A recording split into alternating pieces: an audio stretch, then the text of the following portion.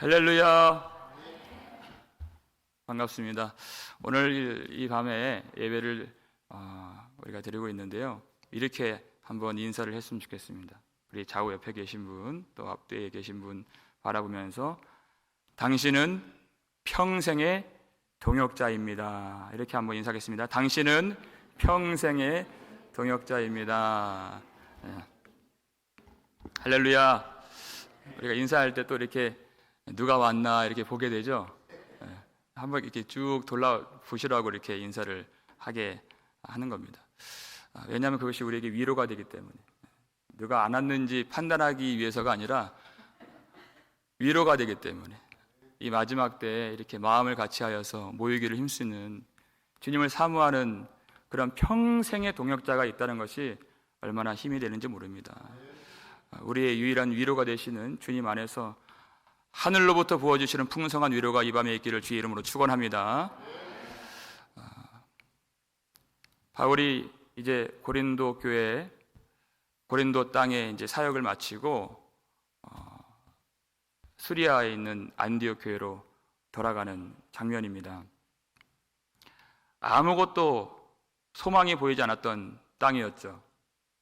우상의 도시, 성적으로 문란하기로 유명했던 그런 고린도 땅에 하나님의 종들을 그 땅에 보내주시니까 교회가 세워지고 많은 사람들이 주님께 돌아오는 성령의 역사가 일어나게 되었던 것입니다. 근데 이제 하나님의 은혜 가운데 1년 6개월 이상을 사역을 하고 떠날 때가 왔어요. 많은 지역에 복음을 전해야 했기 때문에, 또 새로운 사역을 준비해야 했기 때문에 이제 갈 때가 온 것입니다. 그런데 바울과 실라, 디모데만 가는 것이 아니라 동행자가 더 있었죠. 오늘 보면 18절을 함께 읽어보겠습니다. 바울은 더 여러 날 머물다가 형제들과 작별하고 배 타고 수리아로 떠나갈새 브리스길라와 아굴라도 함께 하더라. 바울이 일찍이 서원이 있었으므로 겐그레아에서 머리를 깎았더라. 아멘. 누가 갔습니까? 브리스길라와 아굴라 부부가 바울이 가는 길에 동행하게 되었다. 2절에서 이 두 사람을 소개할 때 아굴라는 남편이고 본도에서 태어난 유대인 2세예요. 브리스길라는 로마 시민권을 갖고 있는 귀족 출신의 여인이에요. 그런데 로마에 살다가 유대인들 추방 명령이 떨어져서 하는 수 없이 부부이기 때문에 둘 다 로마를 떠나게 되어서 이 고린도에 정착하고 이제 천막 만드는 일을 생업으로 삼았던 두 사람을 바울이 같은 일을 했기 때문에 그 계기로 만나게 되었다 그랬어요. 여러분, 아무리 바울이 탁월한 사역자였지만 그가 혼자서 다 할 수 있는 것이 아닙니다. 그가 홀로 아덴에서 힘겹게 고군분투했던 것을 우리가 알 수 있죠. 그러다가 실라가 오고 디모데가 합세하니까 하나님의 말씀에 붙잡혀 그가 담대히 예수는 그리스도라 전했다, 이렇게 얘기했어요. 주의 종들이 마음을 같이 하고 오로지 힘을 합하니까 능력 있게 사역을, 이 복음 증거의 사명을 감당할 수 있게 되는 것이에요. 그때 하나님이 더 힘을 주시려고 브리스길라와 아굴라 이 부부를 붙여주세요. 얼마나 놀랍습니까? 각자 하나님의 인도하심 가운데 살다가 믿음을 얻게 된 것도 놀라운 은혜인데, 하나님의 정확한 때에 주의 백성들이 만나서 이제는 같은 곳을 바라보고 같은 길을 걸어가고 마음을 같이 하여서 같은 주님을 섬긴다는 것이 얼마나 큰 은혜인가. 평생의 동역자가 된 것이에요. 로마서를 보니까 우리가 지난번에 살펴봤지만 바울이 자기 목숨을 위하여 이 두 사람이 자기 목을 내놓았다, 이렇게 얘기했어요. 사도 바울이 가장 마지막에 쓴 성경 디모데후서 4장 19절에도 이 두 사람의 이름이 언급될 정도로 평생의 동역자가 된 것이에요. 어떻게 만났습니까? 같이 천막 만드는 일 때문에 만났어요.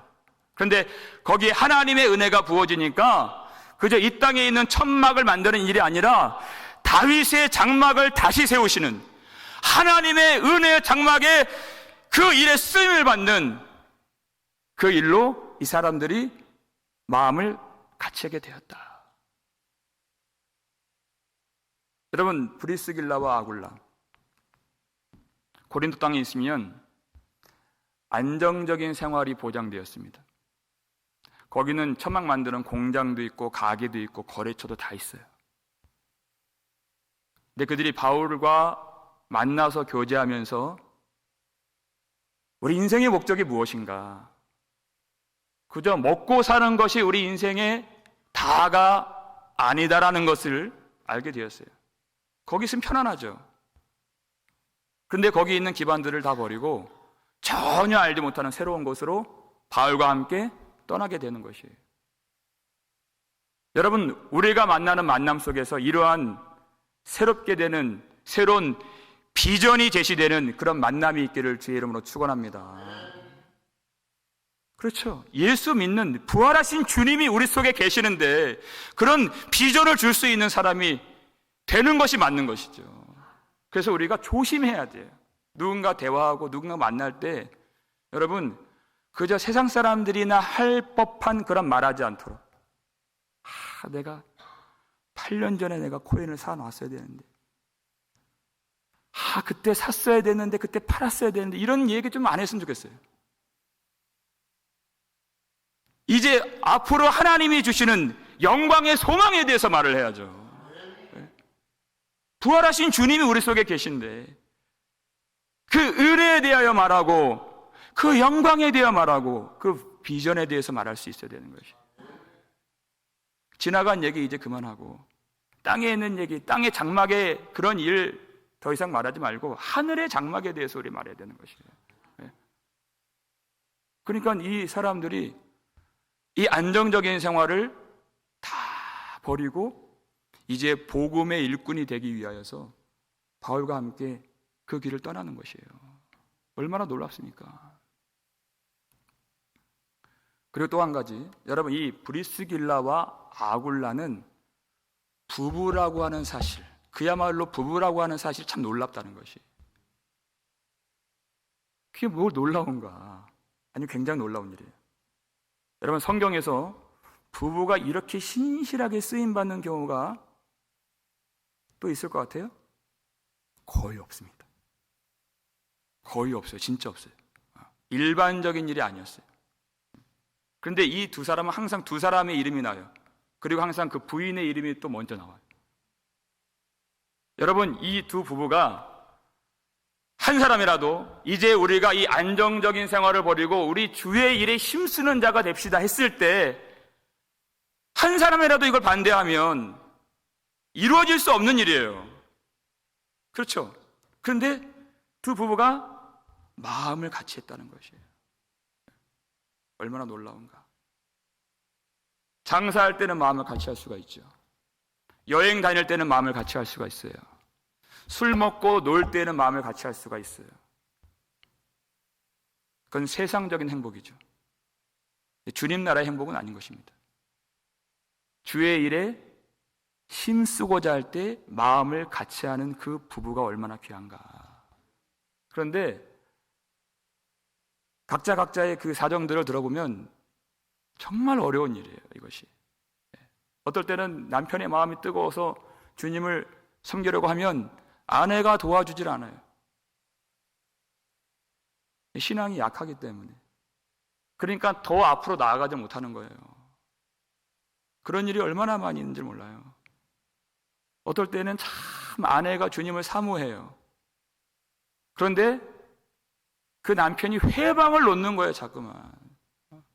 신앙생활 하지 못하도록. 여러분, 우리가 이 일을 위해서 정말 끊임없이 포기하지 말고 기도해야 됩니다. 둘이 똑같이 시작하는 경우는 드물어요. 성경을 보면 아마 브리스길라가 그 믿음의 주도권을 좀 가진 것 같아요, 보니까.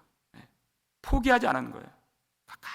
간절히 기도하고 그 마음이 될 수 있도록 여러분, 하나님이 왜 가정을 주시고 왜 부부의 그 관계를 맺게 하셨습니까? 그건 땅의 일을 위한 것이 아니에요. 남편들아, 우리 주님이 자기를 주신 것처럼 아내를 사랑하고, 아내들아, 주님께 하듯 복종하라. 이 말씀 왜 주세요? 에베소서 5장에서 이 비밀이 크도다 그러잖아요, 사도 바울이. 이 비밀이 너무 놀라운 거예요. 이 땅의 일이 아니에요. 나는 그리스도와 교회에 대하여 말하노라, 이렇게 얘기해요. 신랑 대신 그리스도와 신부된 교회가 얼마나 사랑으로 연합하는가를 이 땅에서 경험하는 자리가 부부관계고 가정이라는 것이에요. 그 목적이 하늘에 있다는 것입니다. 주님의 일에 힘쓰는 자들이 되는 것이에요. 두 사람의 마음을 합하여서 날마다 예수 그리스도를 알아가는 것이에요. 그 목적을 잃어버리면 아무리 부유하고 아무리 형통하고 아무리 장사 잘 되고 아무리 사람들이 부러워하는 인생 되어도 그건 실패한 인생이에요. 아무것도 아닙니다. 그 놀라운 비밀 속에서 우리 인생에, 우리 가정에, 우리 부부의 그 목적을 회복하고 그 바른 길을 가기 위하여서, 오직 주님을 위하여서, 여러분, 상대방의 배우자의 신앙이 막히지 않도록 우리가 애를 써야 됩니다.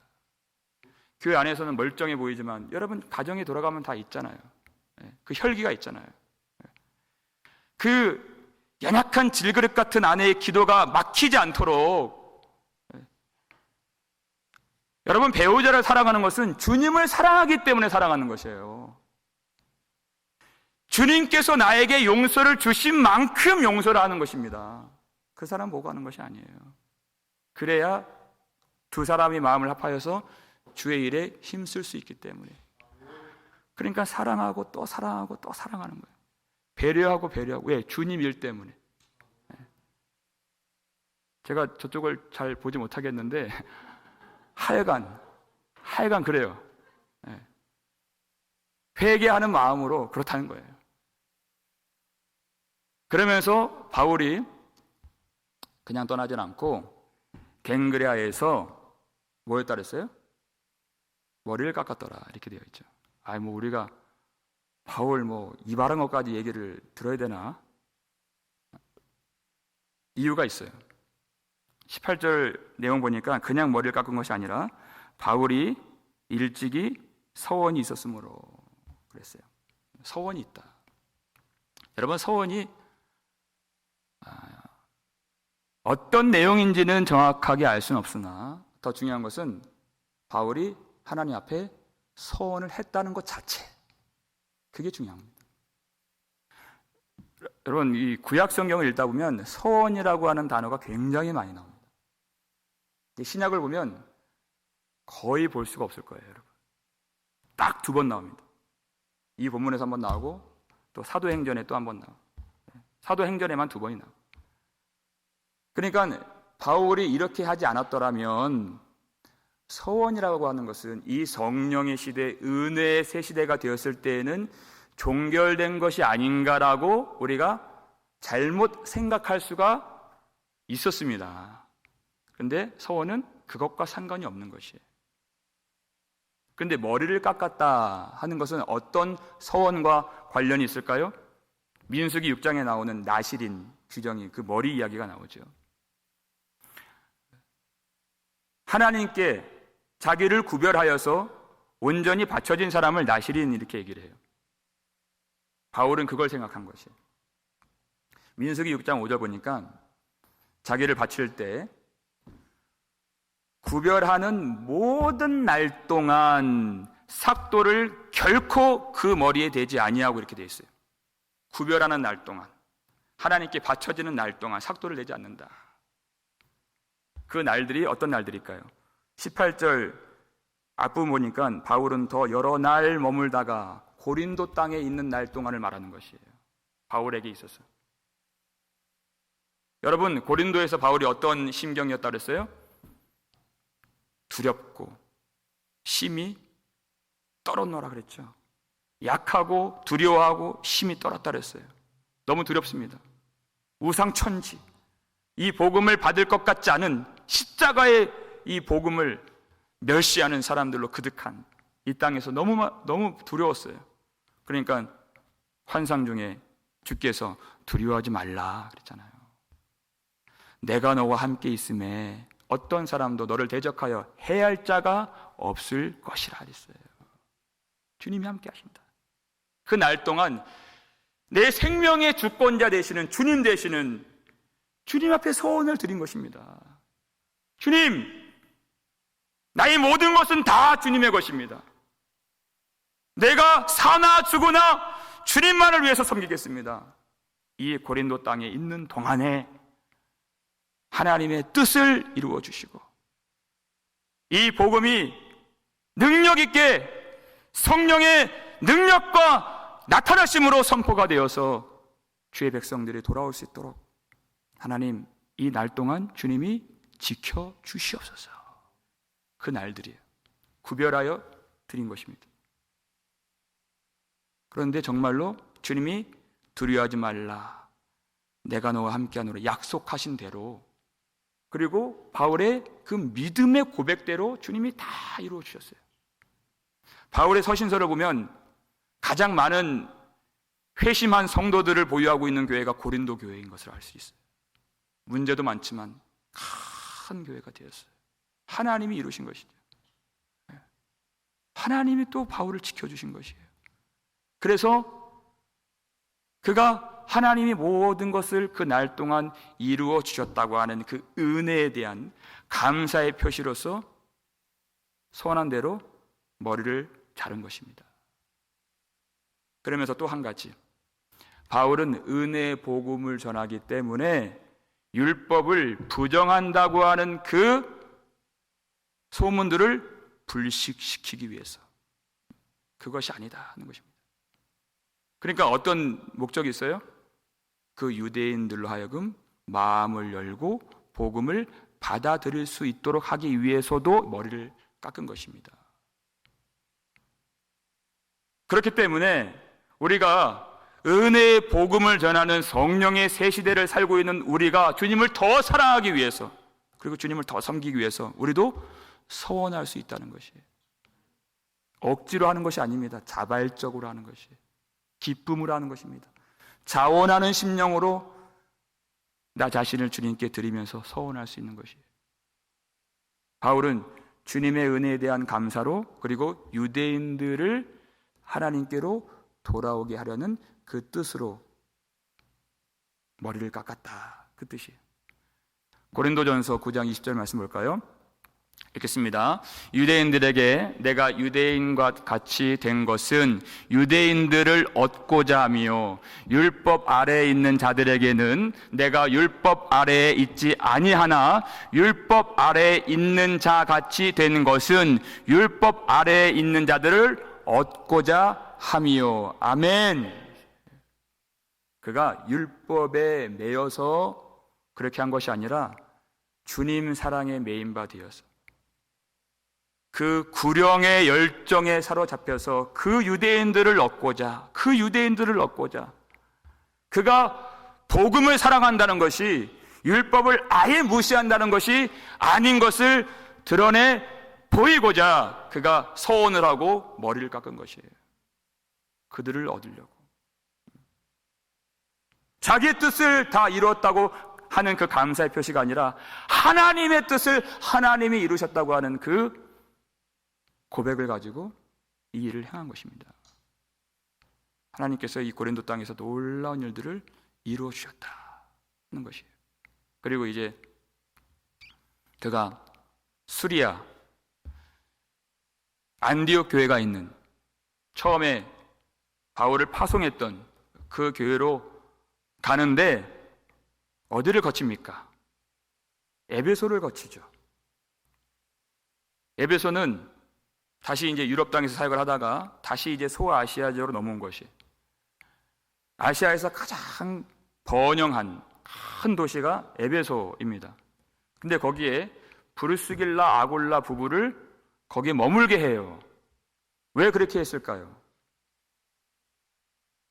이제 앞으로의 사역은 이 에베소를 중심 거점으로 삼는 복음 증거 사역이 될 것이다 하는 그 계획이 있었기 때문에 이 부부를 먼저 머물게 한 것입니다. 무슨 얘기입니까? 2차 전도 여행을 마무리하는 이 시점에서도 사도 바울은 그 다음 사역에 대한 계획이 있었다는 것이에요. 여러분, 이것이 굉장히 중요합니다.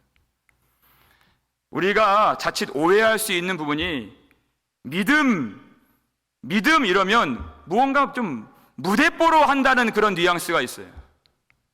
그게 믿음이 아닙니다. 하나님께 내 모든 것을 맡긴다 하는 것과 준비하지 않고 한다는 말은 똑같은 말이 아니에요. 우리 하나님은 준비하시는 하나님이십니다. 계획하시는 하나님이세요. 하나님이 왜 이 땅을 만드시고, 그리고 먼저 시내산에서 모세에게 율법을 주시고, 그리고 선지자들을 먼저 보내셨는가? 하나님의 철저한 구원의 계획 가운데에서 정확하게 하나님의 때에 그 일을 행하신 것이, 누구의 길을 위해서? 우리의 구원자 예수 그리스도 오실 길을 예비하시기 위해서 계획대로 하셨다는 거예요. 마가복음 1장 2절 말씀 볼까요? 읽겠습니다. 선지자 이사야의 글에 보라, 내가 내 사자를 내 앞에 보내노니 그가 내 길을 준비하리라. 준비하시는 하나님, 메시아가 오실 그 길을 준비하시고 그를 통하여 우리를 구원하시는 그 길을 준비하시는 하나님, 그 성령께서, 하나님의 영이 우리 가운데 임하시면 여러분, 우리도 다음 사역을 준비하는 자가 되는 것입니다. 제가 경험이 많이 없지만 조금씩 알게 되는 것이 뭐냐면, 하나님의 일을 할 때 참 중요한 것이 소진되지 않는 것이에요. 퍼지지 않는 것이에요.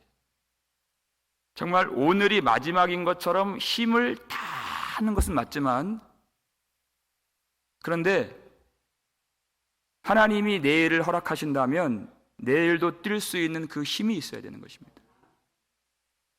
오늘 하루 내 모든 것을 다 쏟아 부었는데 그래서 소진되고 퍼져버리면 그 다음을 준비할 수가 없어요. 그렇게 해서는 성령의 역사가 계속해서 이어질 수가 없습니다. 바울은 이 2차 전도 여행을 마무리하는 시점에서 이 사역이 끊어지지 않도록, 이 성령의 역사가 중단되지 않도록 이미 에베소 땅에서 사역할 것을 준비하고 계획하고 있었다. 그러면 그러기 위해서는 우리가 영적인 전략이 있어야 하고 절제가 있어야 되는 것입니다. 그래서 영적인 전략을 가지고 이 두 부부를 먼저 머물게 하고, 이제 자기가 떠나야 하는 배편을 기다리는 동안에 회당에서 변론하면서 복음을 전해요. 그런데 그 복음을 전하는 바울을 에베소 회당에 있는 사람들이 붙잡고자 했어요. 20절 말씀 보니까 성경책으로, 여러 사람이 더 오래 있기를 청하되 바울이 어떻게 해요? 허락하지 아니하고 이렇게 됐어요. 여러분, 바울이 이 사람들이 복음을 더 듣겠다는데 왜 복음 전하고자 하는 마음이 없었겠습니까? 아니죠. 19장 보면은 에베소에서 복음 전하는 바울의 모습을 봐요. 마음이 없었던 것이 아니에요. 절제한 것입니다. 더 큰 비전을 위해서, 더 큰 영광의 사역들을 위해서 그가 허락하지 않았다는 것이에요. 그러면서 어디로 갑니까? 성경책으로 22절 보니까 가이사랴에 상륙하여 올라가 교회 안부를 물은 후에 이렇게 되어 있어요. 안디옥으로 바로 가지 않아요. 그 후에 안디옥으로 내려갔다 그랬어요. 그러면 여러분, 가이사랴에 배를 내려서 올라간 그 교회는 어느 교회일까요?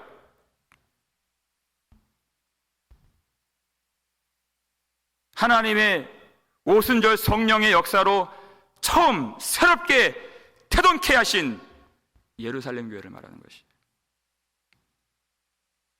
예루살렘 교회를 말할 때는 항상 올라가다는 표현을 씁니다. 사도행전에서는. 여러분, 왜 바울이 그 교회를 가서 안부를 물었을까요? 에베소 사람들이 그렇게 간청하는 것도 허락하지 않고 예루살렘에 갔던 이유가 있어요. 그건 그의 서원과 관련이 있는 것입니다. 민수기 6장을 보면 서원을 이행할 때 반드시 그가 회막이나 성전에 가도록 되어 있어요. 그 성전이 어디 있습니까? 예루살렘에 있지만 바울은 교회를 갔다 그랬어요. 왜냐하면 이제는 성령으로 새 성전의 역사가 시작되었기 때문에, 성령께서 거하시는 전이 바로 성도가 되었기 때문에 그 성도의 모임인 교회를 찾아가서 하나님께서 나에게 이 모든 사역 가운데 함께 해주시고 하나님의 뜻을 이루어주신 그 은혜를 감사하고 영광을 돌리고 있는 것입니다. 그러니까 교회를 간다는 것은 어디를 간다는 거예요? 하나님을 만나러 간다는 뜻이에요. 하나님 앞에 서게 되었다, 그 뜻이에요. 그러니까 그 사람들이 그를 붙잡아도 가지 않을 수가 없는 것이, 그리고 하나님 앞에 영광을 돌리고 이 사역을 다시 재정비해서 에베소로 들어가는 것입니다. 바울이 그렇게 계획을 세웠을 때 그가 잊지 않았던 중요한 한 가지 사실, 우리가 마지막으로 한번 살펴보길 바라요. 그것이 자기의 계획이 있다 할지라도 하나님의 뜻 안에 있다는 것을 놓치지 않았다는 것입니다. 오늘 본문 21절 말씀이죠. 읽겠습니다. 작별하여 이르되 만일 하나님의 뜻이면 너희에게 돌아오리라 하고 배를 타고 에베소를 떠나, 이렇게 되어 있어요. 그가 호언장담한 것이 아닙니다. 그런 영적인 전략과 성령의 지혜로서 이런 다음의 사역들을 준비하고 계획함이 있었지만 그것조차도 하나님의 뜻이면 너희에게 돌아오리라 하는 것이에요. 이 계획이 내 계획이 아니라는 것입니다. 그것조차도 하나님께 다 내어드리는 것이에요. 왜? 자기 자신이 하나님께 바쳐진 사람이 되었기 때문에. 이건 내 생각이 아니에요. 내 의지도 아닙니다. 내가 계획한다고 해서 올 수 있는 그 길도 아니에요. 하나님이 그 전도할 문을 열어주셔야 되고, 하나님이 그날도 사역할 수 있는 힘을 주셔야 되고, 우리의 마음이 세상에 붙들려 있지 않고 오직 하늘에 계신 보좌를 바라볼 수 있는 그 마음을 주님이 내려주셔야 할 수 있는 것이기 때문에, 만일 하나님의 뜻이면 너희에게 돌아오리라. 그 비전을 주신 분도 하나님이시고 그 계획을 이루실 분도 하나님이시고 그 땅을 구원하실 분도 오직 하나님 되심을 고백하는 것입니다. 여러분, 우리가 오늘 한날을 살 때 정말 충성을 다하는 것이 주님 안에서 충성을 다하지만, 그런데 내 계획과 내 열심과 내 충성이 하나님의 뜻을 앞서가지 않도록, 하나님의 계획을 지나치지 않도록 항상 하나님께 묻는 것입니다. 나의 품은 뜻 주의 뜻같이 되게 하여 주소서. 하나님, 이것이 정말 하나님의 뜻이거든 주님이 이루어 주옵소서. 주님 안에서 마음껏 꿈꾸는 것입니다. 이건 내가 하는 일이 아니기 때문에, 내 능력으로 이룰 일이 아니기 때문에, 그리고 주님께 그것을, 그 계획을 다 내어놓는 것입니다. 내가 오늘 한날을 열심히 충성스럽게 살면서 그 모든 결과까지 다 주님께 맡기는 것이에요. 아무것도 안 한다는 뜻이 아니죠. 그러면 그때 이 하나님의 하나님이 주신 비전, 하나님이 주신 이 계획들, 하나님이 이루어 주신 그 능력을 우리는 반드시 경험하게 될 줄 믿습니다. 여러분, 그렇기 때문에 여러분, 우리는 그 다음 사역을 내다보고 철저하게 준비할 수 있어야 됩니다. 이 팬데믹 이후에 어떤 시대가 올 것인가, 어떻게 우리가 하나님 앞에 예배를 드릴 것인가, 그때를 준비할 수 있어야 되는 것입니다. 지금 우리가 이 이민교회 상황 속에서 다음 세대 우리 아이들을 어떻게 양육하고 어떻게 길러내고 어떻게 그 속에 신앙을, 말씀을 심을 수 있겠는가. 끊임없이 나는 내 세월들 다 지났다고 해서 들춰보지 않는 그것은 우리가 한 몸으로 연합된 교회가 아닐 것이에요. 우리 자녀들을 위해서 기도하고 그 다음을 준비하는 거예요. 다음을. 먼 얘기가 아닙니다. 오늘 밤에 우리가 힘쓰고 애쓰고 더욱 간절히 기도하는 이유는 바로 내일 아침 하나님 앞에서 우리가 어떻게 이 복음을 가지고 하나님 주신 은혜를 품고 내일 우리가 눈을 떠서 주님 앞에 어떻게 우리가 살아야 하나, 그거를 위해서 기도하는 것이에요.